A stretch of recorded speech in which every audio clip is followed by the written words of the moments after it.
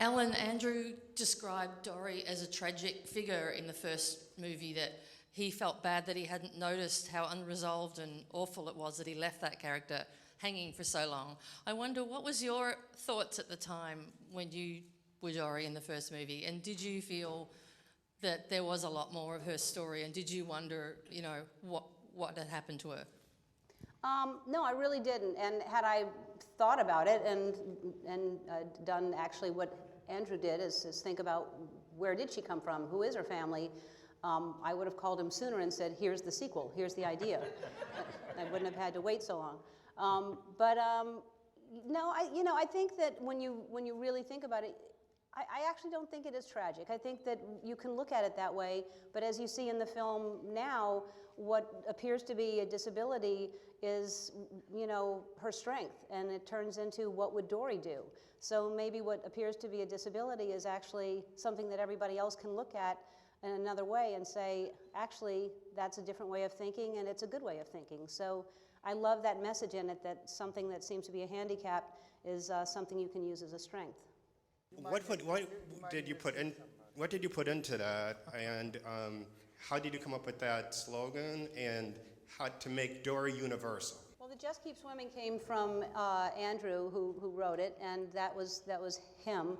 As far as I think it's so much more than a cartoon movie, and I think I think we're all so proud of this. I mean, it's much more complex and layered than any of us thought it would be. It's much more complex and layered than Nemo, and Nemo was a great movie, but there's so many layers to this, and it is a very personal story for Dory, and it's a very it is emotional. So it was very easy for me to cry. It was, you know, it was like I couldn't read the lines and pretend to sniffle and pretend to get emotional. It was emotional. It was really sad, everything that Dory was going through and feeling. And so these are all human feelings. They're all the same feelings we all have. And it does show the power of these animators, how they make it so beautiful and so realistic, and the characters they create are so complex that you do get emotionally and you do cry at a fish, and we all cried. Like it really is a beautiful story.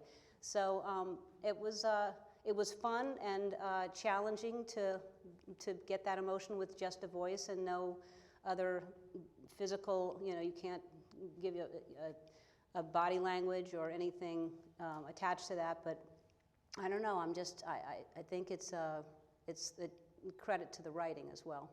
Caitlin and Ty, do you guys know a lot more about whales now? Do you do a lot of research when you're playing these characters? Like, are you dropping whale fun facts at parties now? Oh, all the time. I can't. We call each other. You always used to do that. Yeah, I've always been a whale talker. No, I mean, I did a fair amount of research. You know, I love that they're the whale shark is the largest fish, and that they have no teeth, and so you can swim with them, and that's pretty cool. But that was about the extent of what I did. It just gave me a license to be like, oh, she's a nice whale. You know what I mean?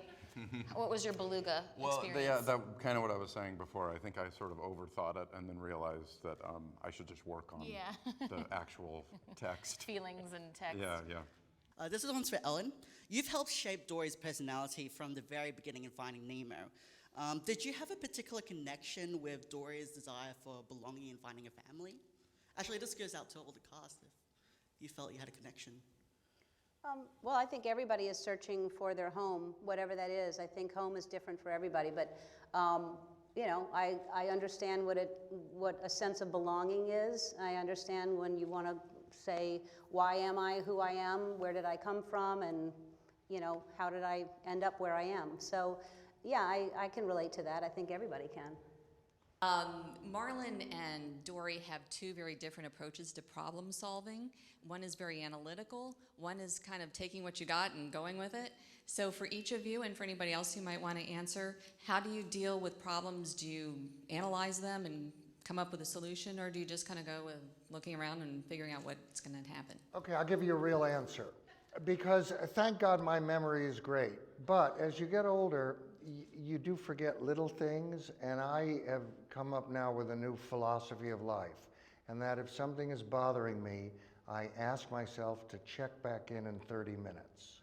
And if it's still bothering me, I deal with it. but a lot of it I don't remember. And my answer is both. I do both. I mean, it just depends on the situation. I do, being a comedian, I think that I analyze, I look around, I kind of observe and analyze all kinds of things. I try to not do anything irresponsible, but I also do like to be spontaneous and just sometimes take chances. If I could just come to Mr. Eugene Levy for a minute, sir. Yes, he is here. If I could say, you know, you play such a great movie dad. You're always comfortable and relatable. Like, every time you're a dad in a movie, I want to come move in at your house. What is your secret? It's called acting. I don't know. You know, you're dealing with, I think the greatest storylines, as evident in this movie, is the greatest storylines really have to do with family, and because that's the one thing that is the most important thing in all our lives, or should be anyway. So anytime you're dealing in a familial kind of situation, a dad and a child, or, you know, those are the stories that kind of resonate with me, because they're about something absolutely tangible and real.